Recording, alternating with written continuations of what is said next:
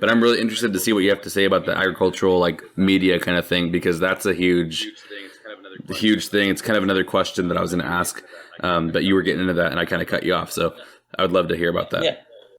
Kind of like a lost voice, like that whole like split between like when media came out and like you're saying, like it's a huge, like we're like 10 years behind. Right, exactly. And, we finally are at the plate to bat now, and we've already got, all these organizations, like you mentioned, PETA. There's a bunch of what we call anti-agricultural organizations, and they're out there spreading false information. And that was a really good analogy that you put. It's like you're up to bat, but it's like the 9th inning, and they're up by 10. And you're like, okay, now how do I realistically, like, and effectively make this work? And this, like, it's kind of like one of those impossible tasks, which sucks. So.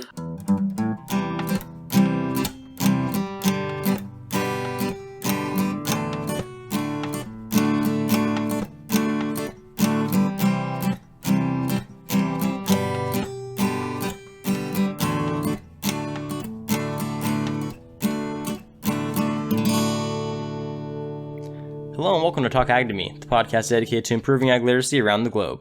I'm your host, Brandon Black, and in today's episode, I've got another consumer conversation for you guys. This is another podcaster I've met on the Reddit communities, and his name is Eddie from the Table Talks podcast, which I'm going to have him talk a little bit more about himself and his project. Eddie, take it away. How's it going, guys? I'm Eddie. I am super excited to be here. This guy, Mr. Black, I call him Mr. Black, which kind of sounds like a creepy like villain's name, but I call him that because I don't know if it's Brandon or Brendan, so whatever, it's cool. But I'm super happy to be here. I'm glad to network and kind of get my name out there as well, but also help out fellow podcasters with their vision and what they're trying to work on. So I'm glad to be here. Awesome. Well, I appreciate it. And it is, in fact, Brendan, but I get that mistake all the time, so I'll take Mr. Black if you want. I feel like you're like supposed to be like a Netflix villain or something, like Mr. Black. Like, that's funny. I'll take it. Like he said, he runs a podcast of his own, which I would definitely recommend, and I'll give him a chance to shout it out again at the end of the episode here. But I was actually just on an episode of his podcast, which by the time you guys are hearing this will probably be up already. I'm not sure what your upload schedule looks like for this. For the episode I was on just now, but yeah, I post every Tuesday and Thursday. So the one that we just recorded will be posted Thursday. I think it's going to be the 19th or something, the 18th of September. So yeah. Okay, so yeah, I think this episode will be going up in a week or two. So it will definitely be after your episode goes up. So so definitely go check that out, guys. After we broke the fourth wall a little bit right there. But yeah, so here today, we're here to kind of continue the conversation we had over on his episode. He's got some questions for me about agriculture. I've got some questions for him about agriculture, and we're just going to have a great talk. So, if you're ready, Eddie, then we can jump right into it. I'm game. Let's go. Okay. So the first question I always ask anybody, before we jump into the rapid fire question round is, what is your experience, if any, with agriculture? I wish I could tell you that I had any. Unfortunately, I don't. I grew up being a sports guy and kind of nerdy in school. And kind of like I had mentioned before to you, I wish that I had gotten into it because there's so much to learn. And it's not just, everyone thinks that agriculture is just farming and it's just, cattle and this and that. But there's so much more to it. And I don't know much about it. I know that there's a lot of generalized theories and not conspiracy theories, but like different things and ideas that the common community has about it, or questions about it that I'm concerned with, but also want to know more about. So I think you're the guy to do that, and I'm excited to kind of to listen and learn. Awesome. Well, I'm happy to have you on here, and that's the attitude that we're looking for. You don't necessarily know a whole lot about the topic, but you're excited to learn about it, and that's I'm happy to have that. So we on his episode we talked a little bit about a few different topics, mostly slaughterhouses and animal rights, organic farming, and the misleading label controversy that we've talked about on this podcast on many occasions. We talked a little bit about farm animals and traumatic experiences with farm animals. We talked about the cult classic movie Barnyard, which was incredible. Fantastic movie with a great soundtrack. So yeah, so we talked about quite a few different topics on his podcast, but on this episode, we're going to be going maybe a little bit further into depth about those topics, but probably going to be answering a few different types of questions. And I know that anyone who's been listening for this podcast for a long time has probably heard some of the answers I have to these questions, but it doesn't matter. We're going to be addressing, I'll address the same question in every single episode if I have to make sure that everyone gets the answer they're looking for. So without further ado, let's just kind of jump into it, I suppose. You said you had one more question for me in the last episode. Do you still have that question ready for me? I do. I actually have two questions. So this one I have zero idea about how it works. I kind of understand what they're used for and why we have them, but I don't know what the deal is. So what the heck is going on with the whole pesticide thing? Because I know that it's for crops and it's for to allow the crops to, from what I think, I mean, I'm not going to say it's fact, but I think it's, to allow the crops to grow in an efficient way, in a I guess a quote unquote healthier way for consumer based ideas. And I don't know really what the deal is or why pesticide free would be more, it's kind of like the organic thing that we talked about, why organic is better than not or whatever, but pesticide free compared to stuff that was used with pesticides, I don't know what the difference is. So if you could inform me, that'd be incredible. Yeah, absolutely. And actually, I'm kind of surprised. Pesticides is one of the few topics we haven't talked about a whole lot in depth on this podcast. So let's go.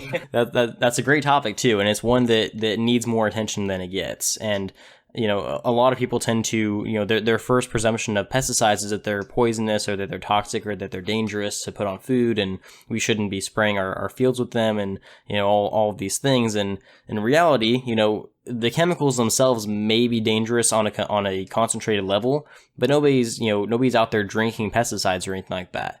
Pesticides are applied, and I'll try and give you a basic rundown of what pesticides are used for.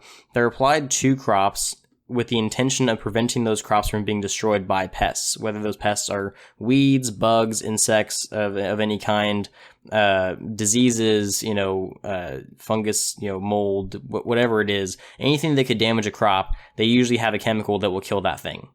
And so the entire purpose is to protect crops, not necessarily to, yes, it does help them grow better, but mostly fertilizers are for that purpose. And there are chemical fertilizers that kind of get tied in with the pesticide idea, but pesticides themselves are more for the protection of those crops from those outside hazards. So does that kind of answer the first part of your question? It definitely did. I feel like pesticides just have the natural connection to like poison. And that's been like the big question for me. It's like, why would poison be a solution as opposed to a problem in the grand scheme of things? I'm not really sure.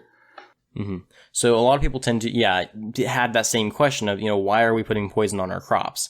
And that poison, quote unquote, is really not that dangerous. Yes, it can potentially have health effects on people who are exposed to it for a long period of time, but consumers aren't exposed to it for a long period of time. So in your episode, we talked about the farm to fork process. Goes from the farm to the processor to the distributor to the retailer to the consumer. Right. In that processing step, there's a lot of cleaning that goes on, and any crops that have been sprayed with pesticides, they get heavily washed to make sure they don't have any trace of residue on them, even a little bit, because there's heavy regulations on that stuff. The food safety standards of the United States are actually the highest food safety standards in the entire world, and so if we have pesticide residue on our fruit or on our food or on our vegetables, and that gets to consumer market and somebody gets sick, that's a problem, obviously. And so in the processing, portion of the farm to fork process, they do intensive cleaning to try to get all of that residue off. And, to be fair, some of those residues aren't as dangerous as they come off to be, but they clean them for potential safety hazard reasons. And so, yes, we spray fields with these, quote unquote toxic chemicals, but in reality, there's a lot of regulations around how we're allowed to spray them, what chemicals we're allowed to use, and the chemicals themselves go through about 13 years of testing in a lab, also being used around humans to see if they actually have any long-term health effects. And, after 13 years, if they don't find anything, then they approve it to be used on the market. And a lot of pesticides have been pulled off the market because even if they're safe, people are scared of them, so they just outlaw them. And so, well, it's crazy too, because I'm trying to understand like big picture wise why this whole propaganda thing isn't like a generalized understanding by the people. Like it's the slaughterhouse thing, it's the organic thing, it's the pesticide thing. It's like so driven by anti. Like it's not. I'm not sure if it's all PETA, but it's like these different organizations that are like, hey, stop doing this because it's against what we believe in, as opposed to like the generalized like this is what works for us and what is beneficent and is regulated and is watched over and is not like a sore like a blind spot to anybody like that's above like in administration or anything like that. It's very constructed like in a way that works for everybody, right? Like I don't understand why people have this crazy stigma towards it. Right. So now we're starting into the category of ag in the media, and that's where that problem starts to show up more. So just to kind of wrap up the pesticide problem before we get into that topic, because that's a very heavy topic as well. With the pesticide thing, another, kind of my final nail in the coffin for that point. And that's not to say that, pesticides are 100%, like we should go out there and hang out in fields while they're spraying. They still can be dangerous in large amounts. It's just that people don't tend to be exposed to them in large enough amounts for them to be dangerous. That's kind of the end of the line. But also, farmers try to avoid using pesticides as much as possible because they're expensive. They're really hard. It's really hard to raise a field if you're having to just pour tons of money into pesticides for it to be wasted. That's why people say that we overspray. Some farmers do, kind of maybe, but it's the same thing with the whole farmers that mistreat animals. Most farmers don't want to overspray because that's wasting their money on a product that they don't need to waste money on. And if they overspray, then that potentially has the chance of killing their crop too, and they can't have that happen. So it's a balancing act. For the farmers who do overspray, obviously we try to tell them to not do that because it also has long-term negative effects on the environment too, because if those pesticides sink into the soil, it could have damaging effects on the soil health as well, which is very important. But not all farmers, and actually not that many farmers, tend to overspray enough to make it a dangerous thing to worry about. But anyways, that's kind of, that's all I have on that point. But yeah, to your point, a lot of people have this opposition to agriculture. And that's kind of the purpose of, of my podcast and of other agricultural media pursuits, is trying to raise awareness for people to understand that farmers are doing what they're doing to try to feed the world. Nobody's trying to poison, consumers. Nobody's trying to cut corners. Because we've seen that by cutting corners, it has extremely negative effects, and we don't want that to happen because we're still trying to feed people at the end of the day. Well, it's like that famous meme where it's like, it's honest work kind of thing. Like it still is. Like it's not. And I think before we kind of leave the pesticide conversation, let me ask you this. What if farmers, what tactics or different skills do farmers use instead of pesticides that work efficiently? Like maybe that'd be something good to understand for my sake. Like what are they doing instead of that? Because like you said, it's expensive. Mm-hmm. So there's a couple different strategies that farmers are taking to handle that. Some farmers are adapting more organic forms of pest control, which can work on a smaller scale, but tend to not be as efficient. So they have beneficiaries, which are basically insects that will kill other insects that kill plants. So like, let's say you have an infestation of mite, for example, on corn. Mite's a really bad corn killer. And so you might have another bug that will come in and eat all the mites, and it'll keep your crop safe. Beneficiaries can be helpful, but they can also be hard to rely on because they don't always get all of the bugs, whereas the pesticides might. We have organic forms of those pesticides. We have, natural products that are also able to kill the crops or kill the bugs without killing the crop. And so some of these methods are being adapted, but they're just really not as efficient or as effective as the synthetic pesticides, and that tends to be the issue we're seeing. One of the biggest solutions to the pesticide issue has actually been GMOs. A lot of people have been adapting to using GMO plants because they can genetically modify a crop to be insect resistant, to be herb resistant, to be basically to a point where they don't need to spray because the plant has it built into them automatically. So like if a bug bites into it, it just kills the bug. And so that kind of thing is an up and coming technology to try to save farmers money in that regard as well. Okay, and it's the same idea or maybe not the same idea, but the question that I have is the organic pesticides as opposed to a regular pesticide. Like, what's the difference for that? The organic pesticide, so the regular, like the typical pesticide tends to just be a chemical. The organic pesticide tends to be some kind of compound. It could be, I know that like I can't. It's not bone meal. It's something else. But I can't remember what it's called now. There are certain like meals and like grounded up, organic material that they can use that basically just drives off bugs. It doesn't necessarily kill them. Sometimes it does, but mostly just kind of drives off bugs so they don't want to come near the crops. But those methods tend to just not have as much of an impact on the protection of the crops as the synthetic variants. But the problem with the synthetic variants of the just using chemicals is that the bugs can actually produce a resistance to it over time. It's very, it takes a long time to build that resistance, and usually, farmers will switch up their pesticides every couple weeks or so that way it catches the bugs off guard.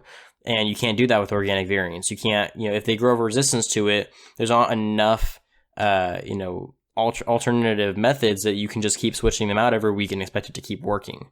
And so that tends to be an issue that organic farmers tend to run into as well, is they just don't have sufficient ways of keeping the bugs away. Right. It's kind of like an insect repellent when you think about it, like camping. Like it doesn't 100% work, but it helps like just get them away kind of thing. Exactly. So I get that for sure. But I'm really interested to see what you have to say about the agricultural like media kind of thing, because that's a huge thing. It's kind of another question that I was going to ask, but you were getting into that and I kind of cut you off. So I would love to hear about that. Yeah, no, for sure. It's definitely a topic that I really enjoy talking about, because that's kind of my job right now is being a voice for agriculture in the media. And, as much as I love to support agriculture, my biggest complaint with them is that they're really bad at talking to people. Like, farmers are they're, for as social as a farmer is, like, if you've ever met a farmer, they're the most social person you'll ever meet. Like, they love talking to people. They are terrible at telling their story. Like, if you ask a farmer, because the average farmer is getting older. We got, the average age of the American farmer is about 58 years old. I don't know that many 58-year-old, farmers that are on Facebook, they're on Instagram, they're on Twitter. And if they are, they're not posting all kinds of stuff about how important it is to understand agriculture. And, they know how important it is, and they will advocate for it, through word of mouth, but we need that social media presence too, and we just weren't getting it for the longest time. Over the past 5 or 10 years or so, we started to kind of see an uprising in agricultural media, but it's almost like too little too late at this point. There's been so many... Kind of like a lost voice, like that whole like split between like when media came out and like you're saying, like it's a huge, like we're like 10 years behind. Right, exactly. And, we finally are at the plate to bat now, and we've already got, all these organizations, like you mentioned, PETA. There's a bunch of what we call anti-agricultural organizations, and they're out there spreading false information. And, that's not to say that everything that they say is completely inaccurate. Some of the things that they point out are fair points. They just take them to a radical extreme that we won't accept. And so those in agricultural communications are now tasked with the goal of trying to give agriculture a voice that it hasn't had ever on social media. And it's a really hard goal because, like you said, we're 10 years behind the game. Like, we're still trying to figure out how all this stuff works. And we're still trying to figure out what is the best way to make agriculture a mainstream topic again that people actually care about talking about. And I've been trying to do it with my podcast, trying to make a way of, like, if I related to Star Wars, if I related to, superheroes, or if I related to, kids TV shows or kids movies or whatever, like, is that going to work to get people interested in what I'm talking about? And so far it has, but I'm not sure that's the best long-term sustainable solution to keeping agriculture in the mainstream conversations. And that's what we're trying to figure out right now. And that's like the hardest thing too, because like it's something that really does matter, but it's like one of those things that people are like, yeah, but I'll worry about it later. Or, it's kind of like the whole mindset of like, it's too little too late. Like it's kind of BS. Right. But it in reality, it kind of sucks because, like you said, that was a really good analogy that you put. It's like you're up to bat, but it's like the 9th inning and they're up by 10. And you're like, okay, now how do I realistically like and effectively make this work? And this, like, it's kind of like one of those impossible tasks, which sucks. So I'm interested in it. I'm totally willing to share with all my people on my side, and even if it's not an ag-based one for me, because it is an important message. And it's good to know this stuff. Like, it's good to understand that there's like pros and cons to a lot of the things. And like you said, like PETA, like, is one of those mainstream things that I've like seen messages from, like, not like personally messages, but like, the slogans or the videos of like like we were talking about before, like the Sarah McLachlan type of like black and white, like bad, bad stuff that everyone's doing, like that needs to stop. But really, it's not that way at all. It's the fact that there's information that's not being construed to the public or not being, told in a way that's like, hey, this is an important thing. And so like you're doing a great job. I appreciate that, man. So thank you for clarifying a lot of those things for me. But I still have more questions, so keep talking, please. Yeah, definitely. Well, I definitely appreciate you taking an interest in it. And anytime somebody takes an interest in what I'm saying, it definitely it means a lot to me, because it means that what I'm doing is at least working on some level. And that's all I needed to do is, if we can just reach one person who cares, and they can go tell one person who cares. And, it's just if we can just get somebody to care, that's the part that we need help with. And it's about networking too. So it's like, you tell me, right? And then I can like share it on my podcast, which reaches 20 to 15 to 20 to 30 to whatever people to 50. And then they share with one person. It's supposed to spread like wildfire. That's the goal. That's like the dream scenario, I think, for most people trying to get a message out there, for sure, in the podcasting community. And, like you mentioned, there's a massive amount of people who are, completely unaware of what's going on in agriculture. They think that pesticides are poison. They think that organic is better for them. They think that slaughterhouses are evil, all this stuff. And I've met a good portion of people who don't believe that, but they just don't know the truth, so they don't know what to believe, which is fair, because we haven't been out there telling them what the truth is. And we're trying to now, and some of them are listening, and a lot of them are skeptical of both sides, and they don't know what to believe because they won't do their own research. But one of the things that we always advocate for is that, or at least, speaking for myself, I can't speak for everybody out there who has an ag media account, but I'm always the one that's saying that I'm not asking you to go study agriculture. I'm not asking you to be, the biggest, farming supporter. As long as you're educated and as long as you know what's going on, that's all I can ask for. Like, I don't even care if you don't support agriculture. As long as you know what's actually happening and you're not spreading false information, then that's fine. I acknowledge that there are some issues in the industry that we still need to work through. But to listen to all the organizations that are spreading false information, that are basically spreading fear for no reason, and that are, they're creating all these stigmas around things that aren't true, that's when I start to have a problem with it. Yeah, and those people spreading the bad stuff, those are like the mites, and we're just the vegetable, we're the crops, man. We're just trying to live. Leave us alone. We're trying to feed the people. That's what to be corny, not no pun intended. Well, actually, pun very intended. But also, it's crap because, or crud. I mean, dang it. Crap is fine on here. Okay, it just sucks because I get that there's an issue. It's like, like in a lot of things on my podcast too, where it's like, there's an issue, let's like talk about it, kind of thing, or whatever. Like, it's an open forum thing, and like for you, it's a very serious thing too in regards to agriculture, because it affects literally everybody. It's not like a specified like bias towards like, I like to go fishing, you know what I mean? It's like, it's not like a hobby, and it's not like a job, really. It's like, everyone should be responsible for how important it is, and I get it, man. I'm with you. I'm all about it, man. I appreciate it. It sucks. It sucks that there's this false media stuff that's going on. Honestly, it really does suck. Yeah, and I'll close the ag media portion of my soapbox speech, because I know you have more questions, but I'll close it on this. So first of all, as far as the anti-agricultural organizations go, I've gotten questions on, by tons of people on like, why do they do this? Why are they so against agriculture? Don't they realize how good it is for them? Don't they realize how much we need it? To quote Alfred from Batman, some men just want to watch the world burn. And that's just how things are on social media. Some people don't care what the message is or how important it is, or even if they agree with it. Because, farmers want to protect animals too. PETA could completely agree with that and still bash the farmer, because they just care about what their political agenda is. They don't care what the actual message is. They just want to get rid of animal agriculture. And so that kind of is one of the things that we're trying to fight is, those people who just want to cause trouble. They don't care about the actual topic. And the other thing is, the reason that I always say this is so important, and this isn't a political thing, but the Prime Minister of Canada, Justin Trudeau, has been quoted in saying that Canada shouldn't be relying on American farms because they have grocery stores. And that scares me. Okay, go into that a little more, because I'm not really... yeah. So basically, the Prime Minister of Canada, I don't remember what the context of the speech was now. If I say something incorrect, then somebody please correct me because I don't want to get this wrong.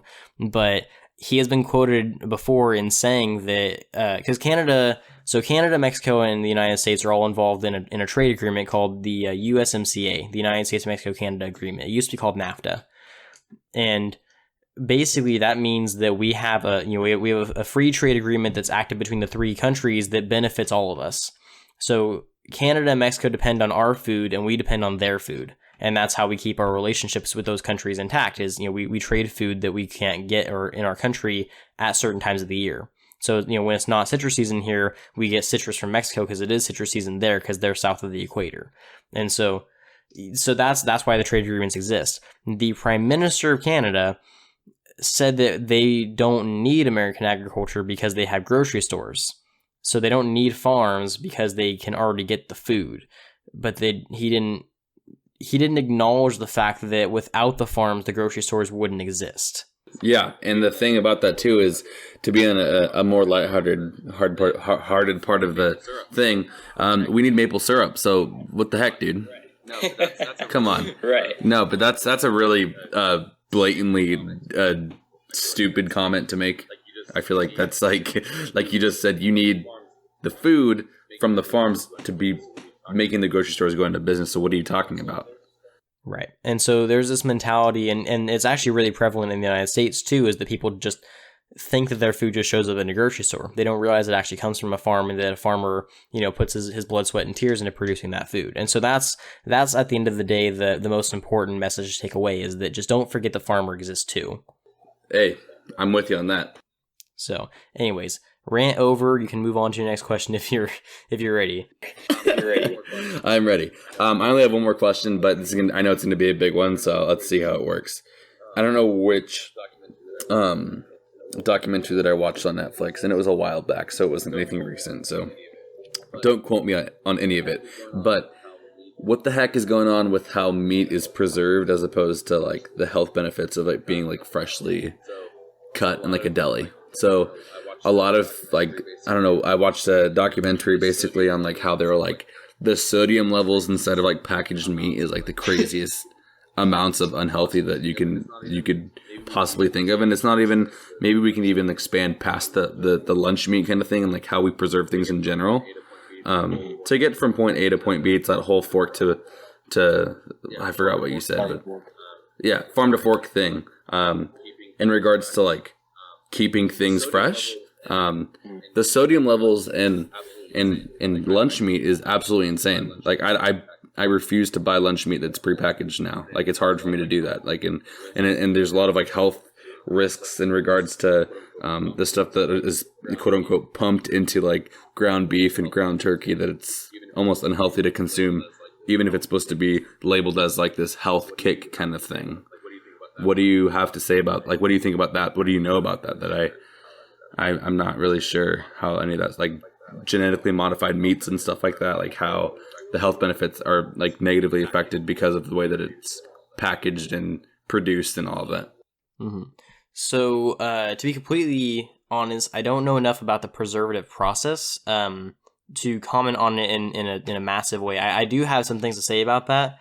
I'm just trying to think of how I want to word it. So basically, what I know about the preservative process is that, like you mentioned, genetically modified foods. That is a proposed solution to having to preserve products. So, which is ironic to me because a lot of people oppose GMOs, yet they're kind of the ticket to not having to use preservatives anymore. At least not on the rate that we're using them, because GMOs can actually have a longer shelf life than non-genetically modified versions of those foods, so they don't have to be preserved. They can already last longer. So I know that is a proposed solution to preservatives. I do know that preservatives tend to be a lot more unhealthy than non-preservative counterparts, but I don't know enough about the process of preserving foods to have much of a comment on it, besides the fact that it's just, a lot of people blame the farmers for having preservative foods, in the markets. The farmers don't choose that stuff. the farmers don't choose what label goes on it. The farmers don't choose how it's packaged. The farmers don't choose hardly any of that stuff unless they own the company that's packaging it too. And that's very rare. Usually about 98% of farms in the United States are family owned. And, a very, very, very small portion of those that are family owned are also running a distribution or a packaging process as well. So a lot of them don't really do their own processing. If they have preserved foods, that's usually done by the company they sell their food to. So I'm not really sure where to go as far as the unhealthy or healthy factors involved in the preservative process, but I do know that like you said, there's a lot of health concerns associated with preservative foods, and that the growing process of those foods, it has been shifted to try to extend the shelf life so we don't have to use preservatives at the rate that we're using them now. On that same token, though, I know that some of the foods that are presumed to have been so like there's like the whole controversy like McDonald's with the pink slime and like the fake meat and all that kind of stuff. I don't know if you heard about that controversy. I did, yeah. Mm-hmm. So that was I can tell you right now that's not true. The meat is real. I've actually seen the processing plant where the cow gets turned into a McDonald's burger and it gets shipped to McDonald's. So all the meat's real. All the pink slime was a farce. None of that was real. All the chicken's real. All of that's real.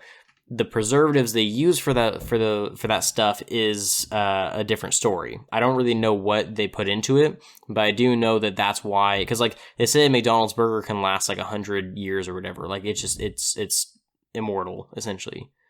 And I wish I knew more to be able to comment on it. I have seen some of those documentaries, and I do have, because I tend to just have my beef with no pun intended. I have my beef with the nutritional industry.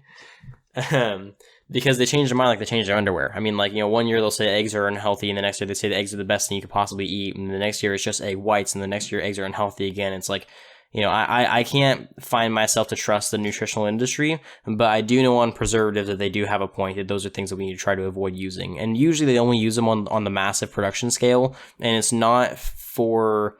it's nothing that the agricultural side of things can control. That's more just for the marketing side of things. That's okay. Right. Okay. Yeah. That's okay. I have no problem with that. Answer your question properly. I do need to do more research on that, but that's the best I can give right now. Well, that's me giving you homework, so have fun with that. And you're gonna get pissed off because you're gonna look into it. I don't like not knowing things, so I'm gonna have to do some research now. You're gonna get pissed off and be like, "I'm never doing a podcast with you," and like you're gonna actually turn into a villain called Mr. Black, and there's gonna be bigger issues. But I do have 3 more questions actually that I just came up with. So sorry if this is like something you wanted to be a lot shorter than what it is, but. Go for it. What the heck is fracking? So, freaking fracking is basically it's a process of I'm trying to destroying the world, right? Like literally destroying soil. It does have a very negative impact on the environment. It's a more effective method of extracting fuel is what it's for. It creates a healthier and cleaner source of fuel. But the problem is that yes, it has a negative impact on the environment and on soil and on agricultural land. It's actually been noted to contaminate drinking water for livestock and contaminate well water and all that kind of stuff. So it's definitely a highly controversial topic, and it's a hard one to talk about because it's just like, like how are you on the right side of that thing? Because yes, we want free, or not free, but we want affordable, and we want environmentally friendly fuel, and and cheap and all that kind of stuff, and good for everything. But how can we justify getting it if it destroys part of the earth in the process? So it's a really sticky topic to try to get into. But basically, it's just an advanced drilling method that's used to extract fuel. Okay, and so it's. I mean, I've heard that it's basically like injecting liquid into the soil to get fuel, but I don't really know. I know that it has its negative effects on, agriculture and livestock. I just didn't know what it was really, really about, and I didn't understand why, if it was so bad for the earth, that it was a thing. But I mean, again, everything is revolved around money, so whatever. Right. No, and that's a big part of it too. Is that's kind of the part where farmers are kind of split, because that's a more like capitalist venture of like trying to get more affordable fuel. and a lot of capitalists, a lot of more, like right-leaning conservative types are like, yeah, let's do fracking, let's go for it. That's a great idea. Because they're less concerned about the environment, whereas the farmers, who are more often than not more of those conservative types, are split because yes, they want to support it for the cheap fuel, but now it's hurting their land. So like, how do you justify that? Exactly. Okay, cool. What do you have a favorite farm that you've ever been to, or a favorite company that like produces things in a way that you are like okay with, as opposed to like other ones that I guess you would say are like more money based, like Foster Farms, yes or no? Like, stuff like that, like bigger corporations. Like, do you trust some more than others? Do you recommend any more than others, like nutrition wise? That's a good question. I can't say that there's like a single, like corporate level agricultural company that I trust more than others. I do know quite a few corporate level agricultural companies that I actually know the owners of, and they're very nice people, despite being a quote unquote evil corporation. The people who run them are actually extremely nice, and they run their facilities very, very well. But it's hard for me to pick a favorite, just because I come from more of the production side of things, so the corporate level guys are a little bit harder for me to relate to.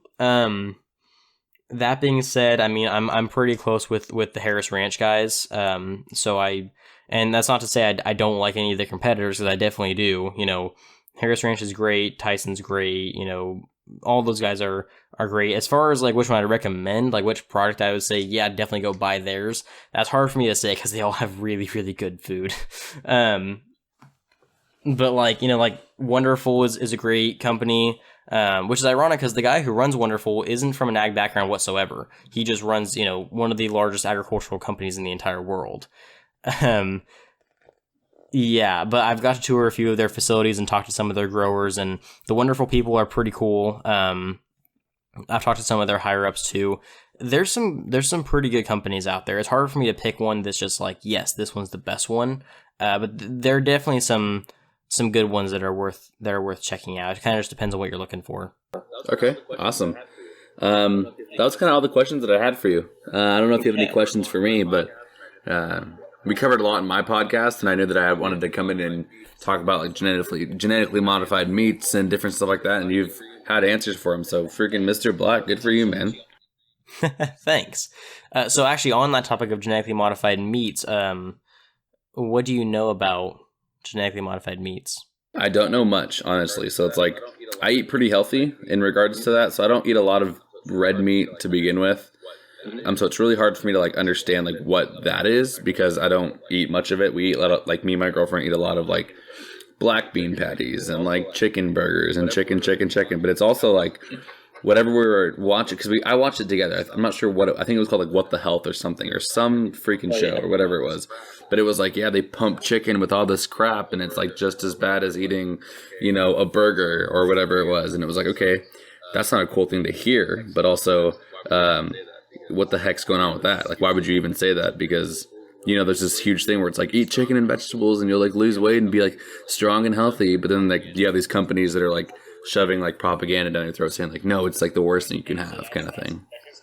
Right. And so that tends to be why I have such an issue with, the way that food in general is portrayed on media, because nobody can agree on what's good and what's not.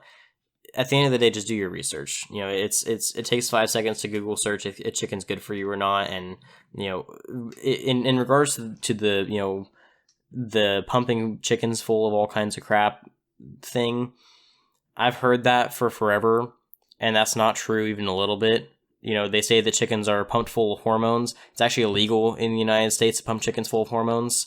It's illegal on every level. You cannot give chickens growth hormones. It's been outlawed for years. And so any chicken that says hormone free on it, all chicken is hormone free. So the label's not lying, but it's kind of redundant because all chicken is hormone free. So it's like you can go for the hormone free stuff if it makes you feel better, but it hasn't been legal to pump chickens full of hormones in years. And the same thing goes for dairy cows. They say that like, you shouldn't drink milk because it's full of hormones. Well, I mean, it is a product from an animal, so it's going to naturally have hormones in it, but they mean artificial hormones, and it's been illegal to put artificial hormones in cows for a couple of years now as well. And same thing for beef. It's illegal to have hormones in beef, growth hormones in beef of any kind. And so on that regard, that is a myth I like to bust pretty often, is that chickens aren't pumped full of crap as much as people like to think that they are, just because they're bigger than they used to be. That's just because we're really good at breeding them. It's just we selectively breed for larger chickens because they produce better chicken, and so and more meat. So it's like, why wouldn't you want to do that?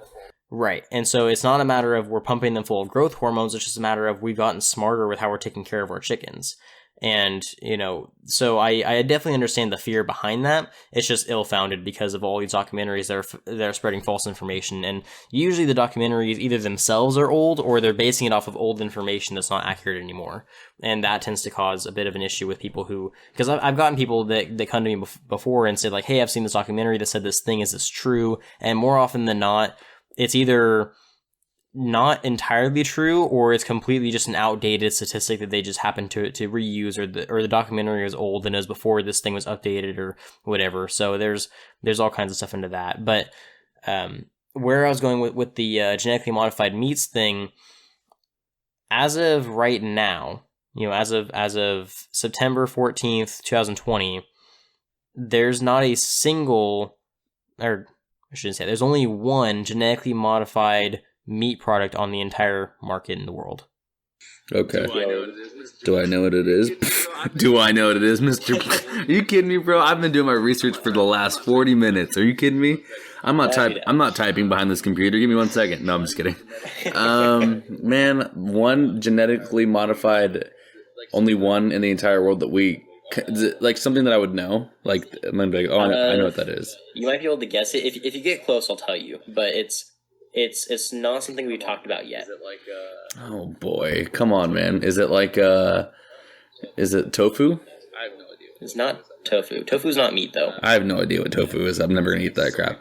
I think it's soy. I don't even know myself. Soy something. Yeah, it's in like that Chinese soup. Anyway, Yeah. you're talking about meat, right? Genetically modified. Is it fish? It is a fish, yes. So it is more specifically the Chinook salmon. Ooh. And there hasn't been a single... So the Chinook salmon was put on the market, I think, in like 2004 or something like that. Maybe it was a little bit earlier than that. But it was the first and only genetically modified animal to ever reach consumer markets. They've genetically modified cows. They've genetically modified, all kinds of different livestock. We just haven't been able to sell that meat if we genetically modify it because it hasn't been verified by the FDA to actually go into the meat market. And so anytime you're eating beef, anytime you're eating chicken, pork, lamb, whatever, that's all GMO free because it can't be GMO. It's not possible to sell a GMO product legally and have it hit the American markets without being federally inspected. And if they find out it has GMOs, out. And so... Why is that though?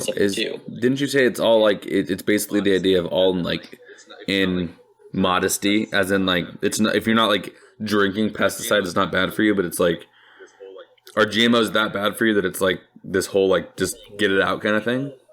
So here's the thing. GMOs aren't bad for you whatsoever. There's actually a lot of positive benefits to eating GMOs. But because of how bad the stigma is against them, they're not allowed in the markets, at least on the animal level. That's insane. So actually, I'll tell you a little story.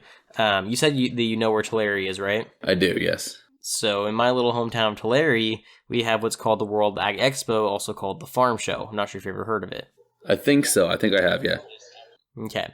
It is the world's largest agricultural exhibition in the entire world. So we have people from Europe, Italy, Germany, England, we have people from New Zealand, Australia, Africa, Asia, different parts of Asia, India, Russia. I mean, everywhere they come to Tulare for this ag show. What a random place to have it. I'm sorry, Right? I'm not talking smack about Tulare, but that is so random, dude. That's so, especially in so like near Fresno.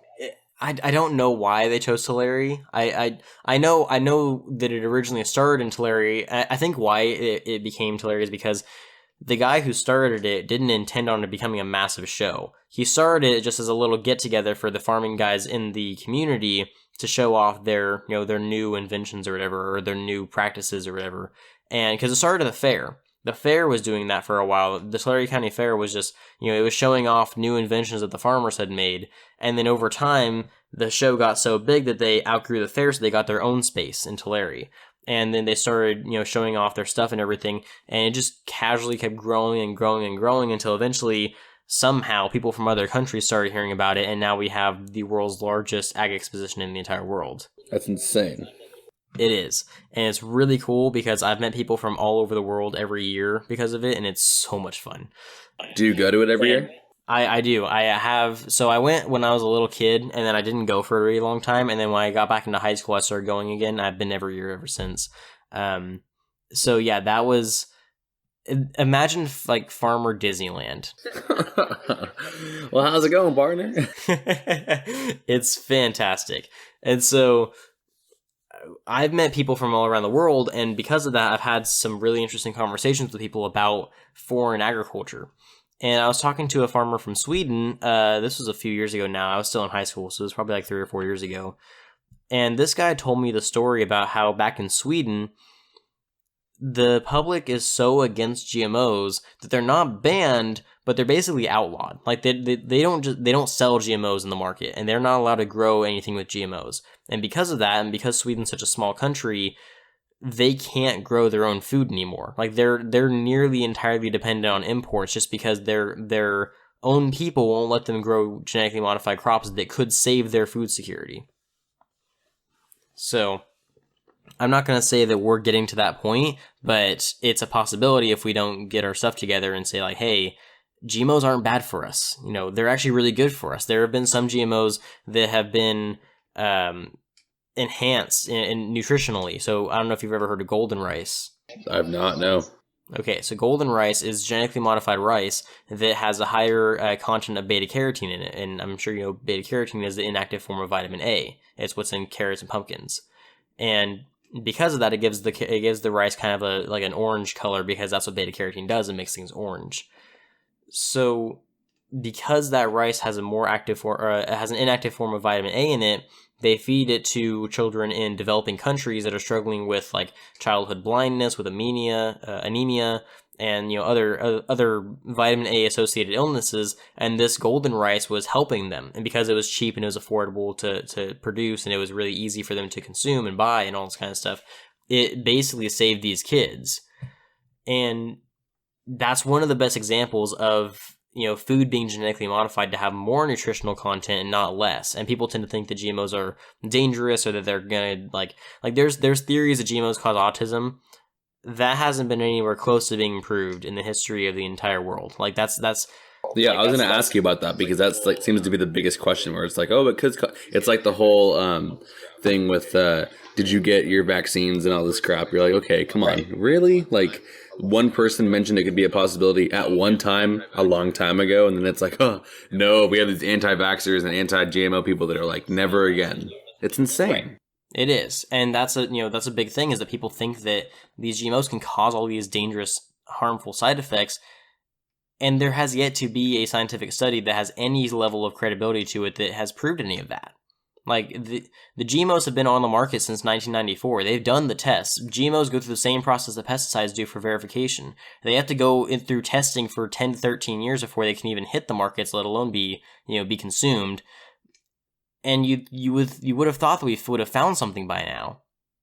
And we haven't. It's just not there. There's no evidence to suggest. And, maybe we're just like in the early stages of GMOs, and in a few years we're going to start seeing effects. I'm not going to say it's not possible, but I am going to say it's not very likely.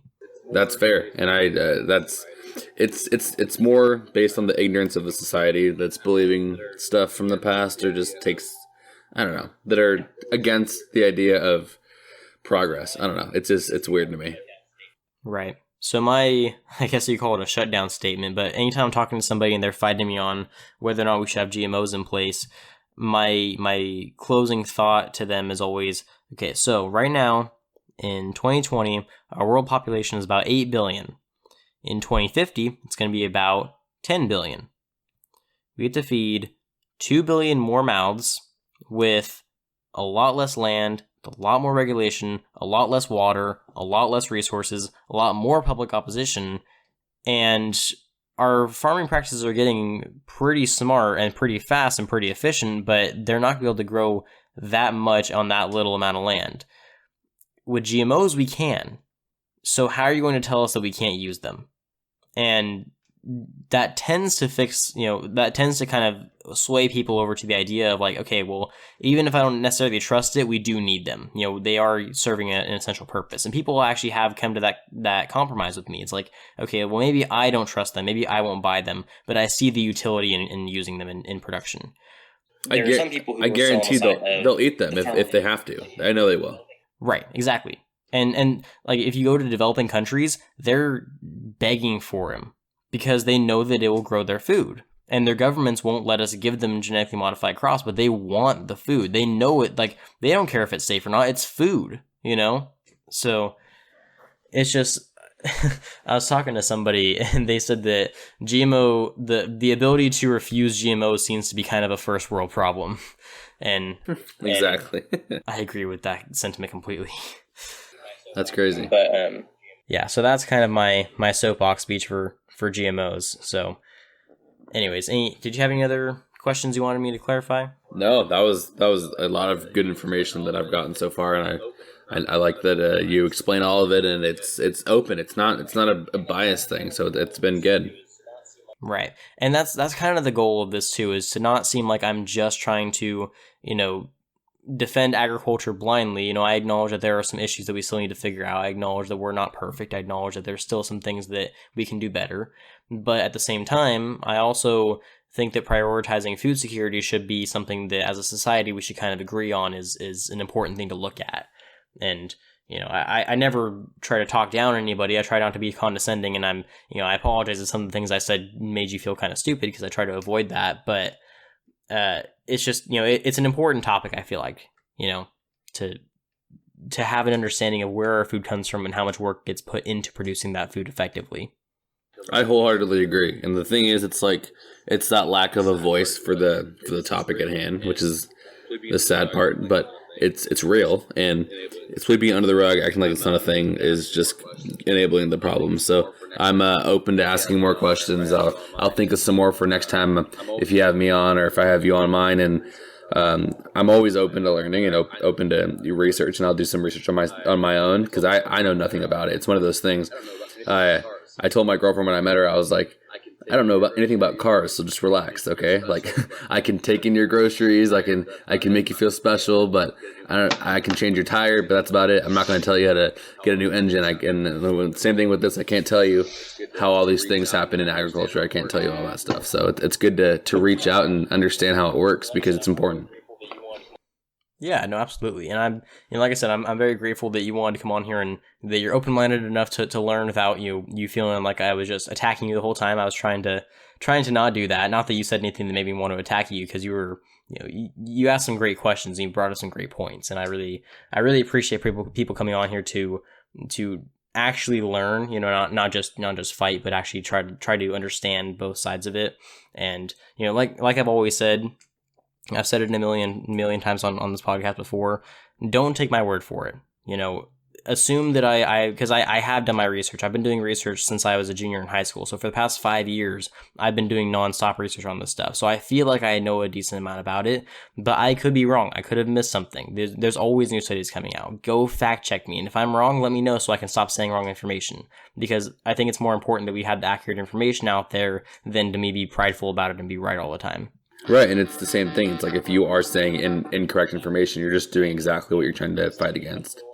Exactly. And so, yeah, if somebody comes to me one day and says, hey, actually, in that episode, I think that you were a little bit off when you said this. It actually means this. I'd be like, okay, sorry, thank you for bringing that to my attention. I didn't mean to spread false information, and I'll address it in the next episode because I want the right information to be out there. I don't care if I have to say it or not, as long as it's getting out there accurately. So, yeah, as long as everyone comes on here is open-minded and they want to learn, and they don't take everything I say as if it's gospel. They actually go out there and do their own research and prove that I'm right, or maybe prove that I'm wrong. That's all I'm asking for. That's good, man. Heck yeah. I'm glad to be a part of it. Awesome. Well, yeah, I'd be happy to have you back on if you're, if you're willing, and if you have more questions, I'd be happy to be on yours again, and I think it'd be a lot of fun. Heck yeah. Thanks for having me, Mr. Black. Well, thank you. So yeah, before we wrap up here, did you want to go ahead and plug your podcast again, or share any social media, or talk about anything else that you wanted to promote? I would love to. Okay, guys, listen up. If you've gotten this far, thank you to all the farmers of America. Thank you to all the Aggies. Thank you to all the pregnant pigs that got here. That's an inside joke, so don't think that I'm insulting you. But anyway, I run a podcast. It's called The Table Talks Podcast. It's The Table Talks Podcast. Now, there are different podcasts with a similar name. I'm talking about this one is the one you want to listen to, you guys. I'm like trying to be an up salesman. I'm trying to like straighten my tie and like all this crap. Anyway, Table Talks Podcast is basically an open forum that I run where nothing's off the table, which is a fun thing to say because it sounds really similar to the name.